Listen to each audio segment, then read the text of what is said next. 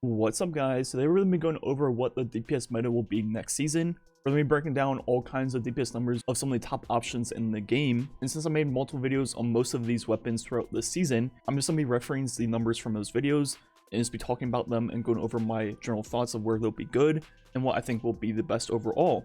My code ERROR is 30% off for G Fuel through tomorrow, so definitely take advantage of that. Click the link in the comments description. It'll take you over to their store and automatically apply my discount code.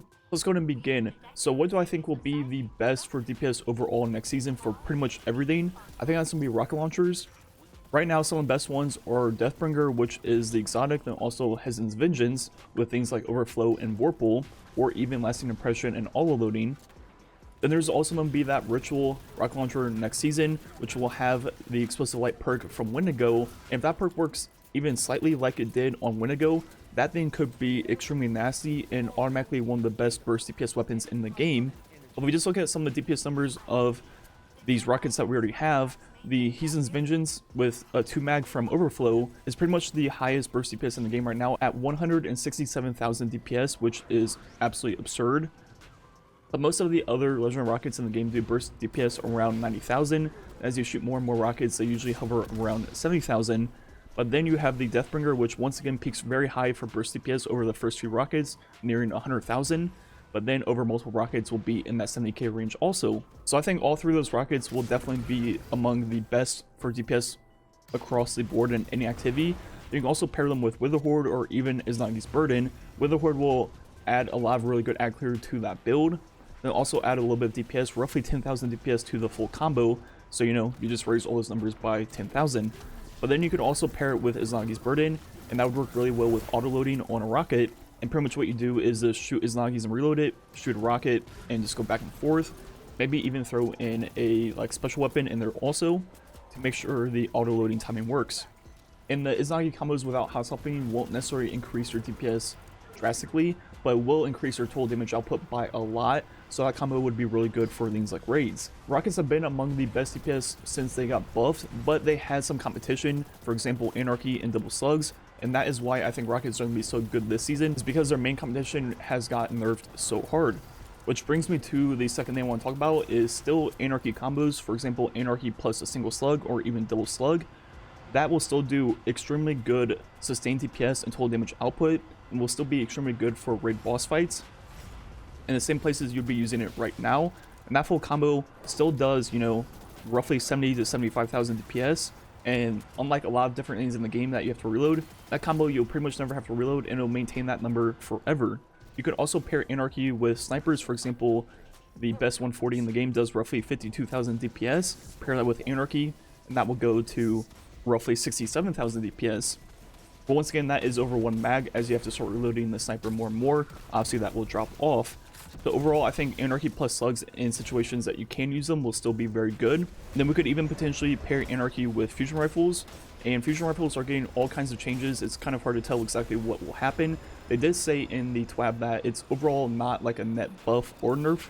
So I don't really think it will be great for DPS. But, in some situations it could be pretty good. But that brings me to the other fusions in the game. The 1000 Voices, Merciless, and Telesto, all three of those being exotics could be pretty good for DPS next season, depending on how they receive some of the fusion buffs. 1K has always been pretty good for single targets and bursting them down pretty quickly, and also ad clear, but it was never great for sustained DPS or anything like that. And kind of like the same for Merciless, it was pretty good for burst, never good for sustained DPS, so we'll have to see how those changes work on those things. And Telesto has always been really good for ad clear and pretty good for single targets, so depending on what happens there, that could also be a pretty good pick. Moving on to the next set of weapons, I have the Sleeper and Whisper for ranged fights. The Sleeper right now over 1 mag does roughly 63,000 DPS, while the Whisper over the first 3 shots is 77,000 DPS, but will quickly fall off to the mid 60s. So both of those are a little bit lower than Rockets and Anarchy plus Slugs, which are around 70,000 DPS, but they're not too far behind, and they're obviously going to be really good for those range fights. So I can definitely see both of those being used quite often this season. Another good range option will just be a regular linear fusion rifle, for example the Threaded Needle, and that does roughly 56,000 DPS, which is pretty good for a legendary weapon. You can pair that with Witherhoard to add 10,000, and you'd be right in there with the Sleeper and Whisper at roughly 65,000. So that combo could be pretty good. Witherhoard would be really good for ad clear, Linear fusion rifles are really good at just bursting down high health targets very quickly, and you know, not bad for ranged boss fights. Then we also have things like the Lament still. Their sword DPS has been hit multiple times recently, so their DPS isn't quite what it used to be, but still pretty good, right in there with a lot of these other options. So for, you know, those close range boss fights or just like strikes and things like that, I think Lament will still be obviously extremely good, especially since it is also anti-barrier built into it, so really good for GMs, really good for anything with champions. So I don't think Lament's going anywhere. It might not be like the top of the top for, you know, boss DPS, but it'll still be really good overall. Which brings me to the last thing on my list right now is LMGs. They're receiving a 20% PvE buff. I don't think that's going to be enough to make them DPS meta at all. They're going to be a lot better than they were before for pretty much everything across the board. Obviously 20% better. So I think they're going to chunk through those higher health targets and strikes, ultras, things like that. But I still don't see any of them being that great for just boss DPS. I will make a video testing a few of them out next season once we receive the buff, along with doing a video on fusions also. So I'll definitely be looking into those two things next season. But as of right now, I don't think either of them will be that good. So overall, going into this next season, I honestly think overall this might be the most balanced DPS meta we've ever had. Obviously there might be some new stuff being thrown in that might be really good that we don't know about yet. For example, the ritual rocket launcher. But overall, I think rockets are a little bit better than everything else, but not by too much where it makes everything else not useful. For example, in the past, we've had swords that were always like way above everything else, and even more recently, we had anarchy plus slugs that were way above everything else. I still think slugs are a little bit better than most of the other specials in the game, but not by that much of a margin anymore.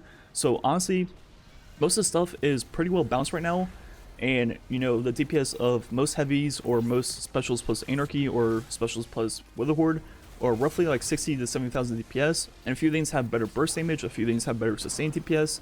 So I think it's honestly pretty much the most balanced DPS meta we might ever see. So you can pretty much pick anything out of this list, or even some other things that you personally like to use, and it'll definitely get the job done. There doesn't really seem to be one thing that is going to be way better than everyone else, where it's pretty much mandatory to use. So what do I think I'll be using the most next season? Probably Deathbringer, because I used it a lot this season, up until, you know, Anarchy combos were so good because of Breach and Clear that pretty much became impossible not to use Anarchy. But I'm definitely a huge fan of Deathbringer because it's good burst DPS, pretty good sustained DPS, and really good for actors. So it kind of checks all the boxes for you. And outside of that, I'll probably use the Ritual Rocket Launcher if it's really good. Then maybe I might mess around with Sleeper or Whisper. We'll definitely still be using Anarchy plus double slugs in the same spot I currently use it, for example Templar, and I'll probably use Lament a lot just for general gameplay. So those are more likely the things I see myself using the most next season. Let me know what you think you'll be using next season. Anyways, I think that's gonna be it for the video. Once again, my code AIR is 30% off for G Fuel through tomorrow, so definitely take advantage of that. Thanks for watching, catch you guys next time.